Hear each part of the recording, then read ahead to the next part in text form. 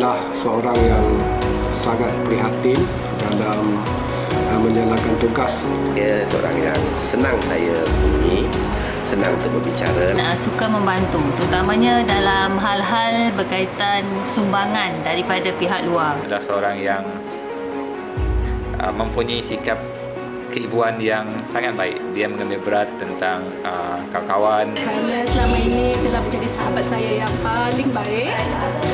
Bukan saja kepada saya, juga kepada anak-anak dan keluarga saya. You're very passionate in teaching because I remember you said that a lot of people can teach but not a lot of people can be teachers. So I wish I can be one like you.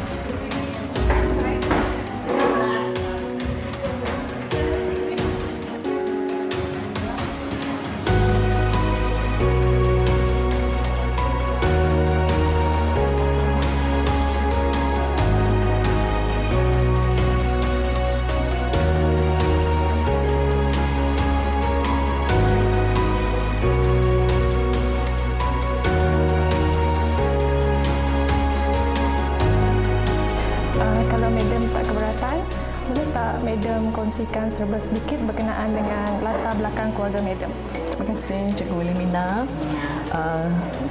Saya seperti mana semua sedia maklum, Julia anak Solomon Itang, berasal daripada Kampung Petikal Baru, Jalan Lidong Betong.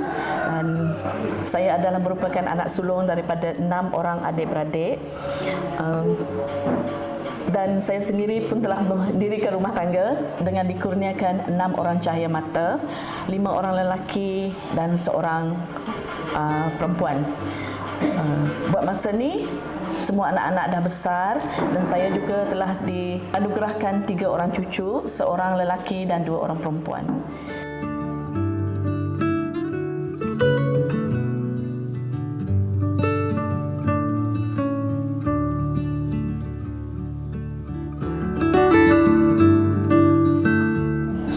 Rendah saya di St. Christopher Demak. Saya belajar di St. Christopher Demak sehingga tahun 3 sahaja. Kemudian tahun 4 hingga ke tahun 6 di Sekolah Kebangsaan St. Augustine. Ini adalah kena mengikut bapa yang bertugas di Betong, berpindah dari Demak ke Betong. Saya meneruskan pengajian saya di tingkatan 1 hingga ke tingkatan 3 di Sekolah Menengah St. Augustine. Selepas keputusan PMR pada tahun 1979 kena mencapai keputusan yang amat cemerlang, berbekalkan dengan 12 unit pada masa itu, saya telah dipilih bersama dengan 12 orang lagi pelajar daripada Sekolah Menengah St. Augustine untuk menyambung pendidikan ataupun pengajian kami ke Kolej Tun Datuk Tuanku Haji Bujang ataupun dikenali sebagai Tanjung Lobang Kolej di Miri. Dan di Miri saya belajar daripada tingkatan 4 hingga ke tingkatan 6 atas, iaitu daripada tahun 1980 hingga ke tahun 1983.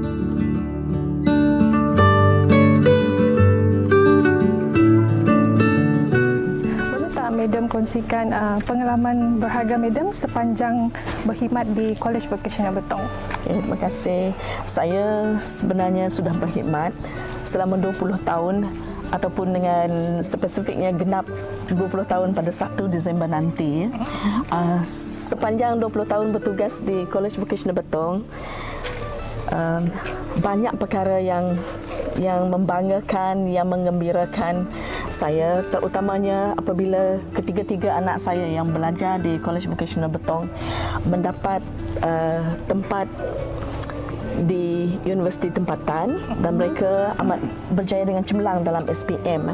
Tapi pada ketika itu KV belum lagi diiktiraf sebagai kolej lah, dia hanya sebagai sekolah menengah teknik betong.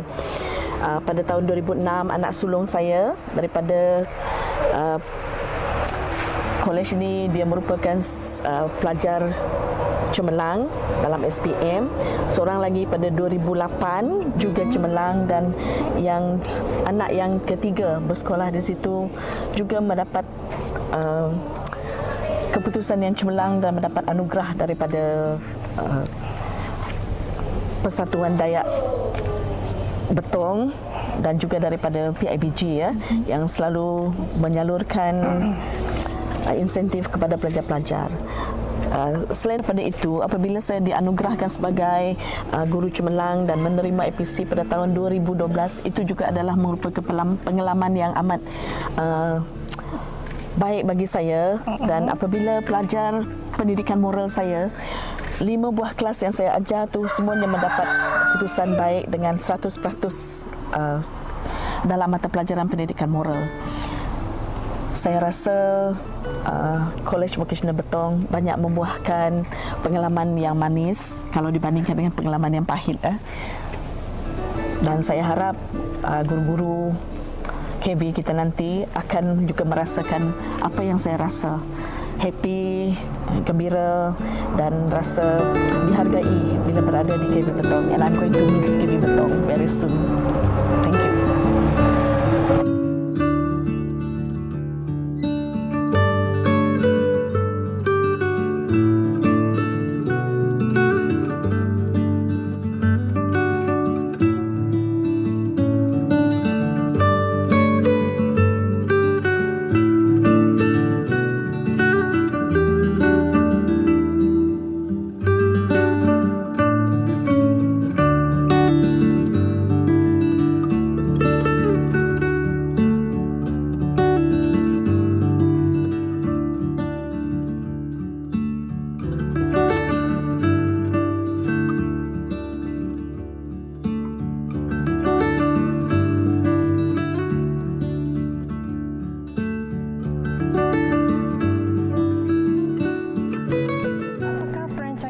Selepas Madam bersara nanti.